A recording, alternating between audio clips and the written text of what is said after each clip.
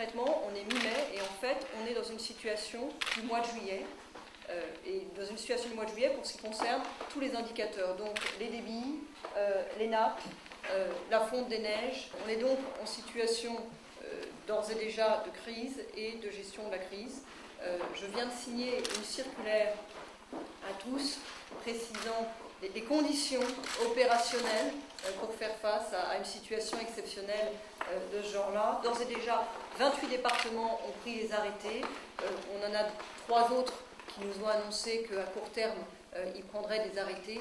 Donc voilà, je le disais, je le redis, la crise est là. Je serai amenée du coup à réunir régulièrement cette commission.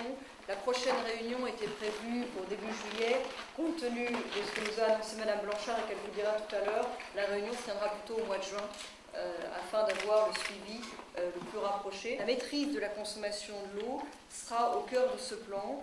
Je me fixe comme objectif moins 20% de consommation globale en 2020 à répartir entre les secteurs et les usages. Ça ne veut pas dire moins 20% pour tout le monde et partout, ça veut dire moins 20% en global.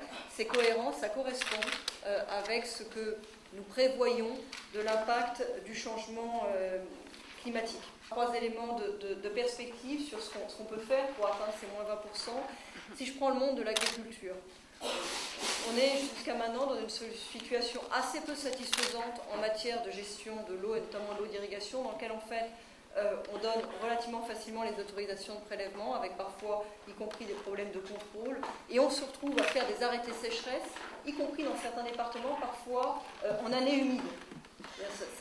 Voilà, on en parle beaucoup cette année, vous savez, de la sécheresse, mais il y a, ça peut paraître paradoxal, ça peut paraître étrange, il y a eu des années humides où il y a eu des arrêtés sécheresse parce qu'en fait, il y avait eu trop d'autorisations de prélèvement d'eau. Donc on est en train de changer avec la profession agricole ce dispositif, avec la mise en place d'un dispositif préventif, c'est-à-dire la définition de volumes maximum qui pourront être prélevés par l'ensemble des usagers, avec comme objectif de respecter le débit d'étiage, objectif 8 années sur 10 pour préserver la qualité des eaux. Et dans le domaine de l'agriculture, ceci doit donner lieu à une gestion collective, avec des organismes uniques de gestion collective qui sont gérés, mis en place avec la mobilisation des chambres d'agriculture. Donc c'est une mise en responsabilité, une participation de la profession.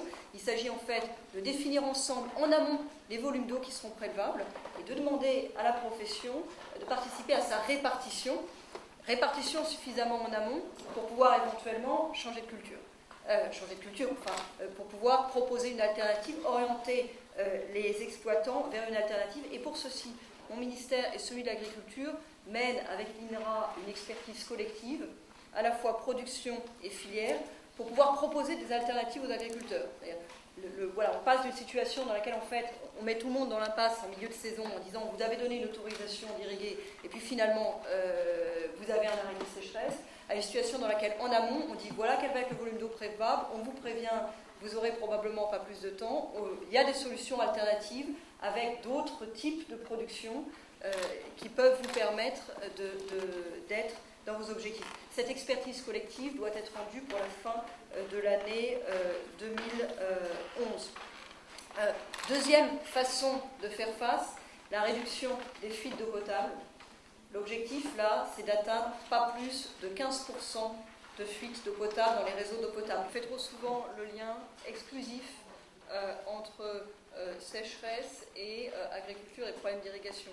C'est un problème qui concerne tous les usagers.